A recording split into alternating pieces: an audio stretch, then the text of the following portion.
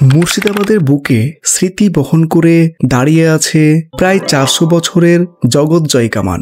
ঐতিহাসিক শহর মুর্শিদাবাদ। মুর্শিদাবাদের ইতিহাস ভারতের সমাজজীবন, সংস্কৃতি এবং রাজনীতির এক বিরলতম সাক্ষী। দেশপ্রেম, যুদ্ধ, বেইমানি, আত্মত্যাগ ও বন্ধুত্বের নানা উপখ্যান। আবারও আমার গন্তব্য সেই ইতিহাসের পাতায় পাতায়। এই মুর্শিদাবাদের একটি ঐতিহাসিক নিদর্শন হল জাহানকোষা কামান বা জগৎজয়ী কামান। বিশাল বড় এই কামান, যা বিশ্বজয়ী। মুর্শিদাবাদের তোপখানা এলাকায় এটি অবস্থিত। বাংলাদেশের ঢাকার এক বাঙালি জনার্দন কর্মকার এই কামানটি তৈরি করেন। নবাব মুর্শিদ কুলি খাঁ ঢাকা থেকে রাজধানী মুর্শিদাবাদে স্থানান্তরিত করার সময় এই কামানটি নিয়ে আসেন। আজ থেকে প্রায় 150 বছর আগে এই কামানটিকে একটি অশ্বত্থ গাছের শিকড়ে আটকে থাকা অবস্থায় পাওয়া গিয়েছিল, যা পরবর্তীকালে এখানে নিয়ে আসা হয়। কামানের গায়ে লেখা থেকে জানা যায় 1734 সালের আগস্ট মাসে এই কামানটি তৈরি করা হয়েছিল। সামনে আছে জাহানকোষা কামান। সো জাহানকোষা কামানটা আপনাদেরকে দেখানোর চেষ্টা করছি।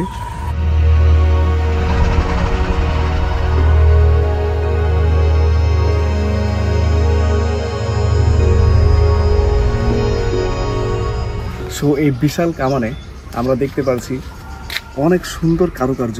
সেই সময়ের তৈরি এই কামানের উপরের ডিজাইন অবাক করে দিচ্ছে।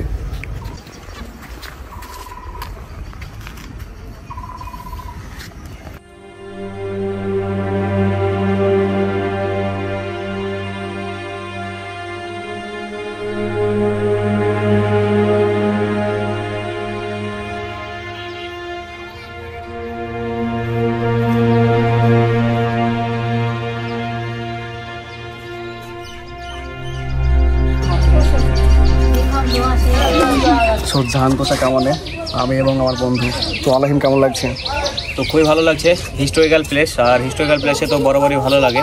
তো এখন আমাদের মুর্শিদাবাদের সিরিজ চলছে, ঐতিহাসিক স্পটগুলো তুলে ধরার চেষ্টা করছি। তো কিছু কিছু যেগুলো বাকি আছে, তো আজকে চলে এসেছি জাহানকোষা কামানে।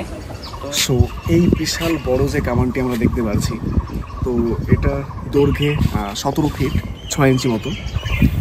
তো এই বিশাল কামানটি ওজন হচ্ছে 7 টন মতো। তাহলে বুঝতেই পারছেন যে কতটা ওজন এই কামানটি। আর এই কামানটি বছরের পর বছর এখানে কিন্তু পড়ে আছে। তবুও দেখুন এখনও পর্যন্ত কোনো মরিচা লেগে নেই।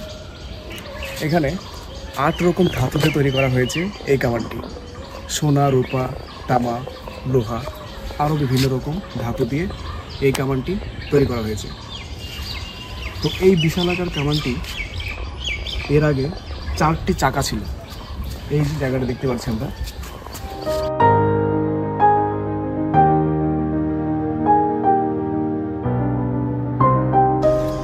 বিশাল ওজনের জাহানকোষা কামান।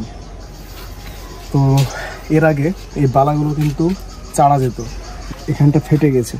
তো এইভাবে কিন্তু আরও 2-1টা বালা আছে, সেগুলো কিন্তু ফেটে গেছে অলরেডি। তো যাতে পর্যটকরা এগুলো হাত না দেয় সেই জন্য এটাকে বেঁধে দেওয়া হয়েছে।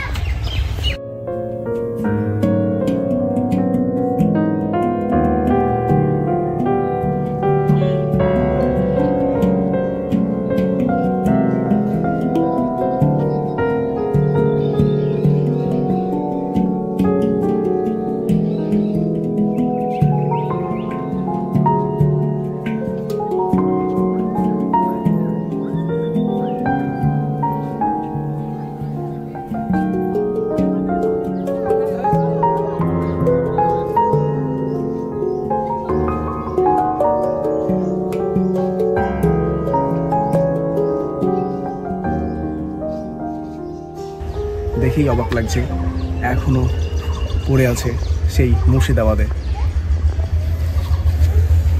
তো আলাহিম, একটু ক্যামেরাটা এখানে দেখান।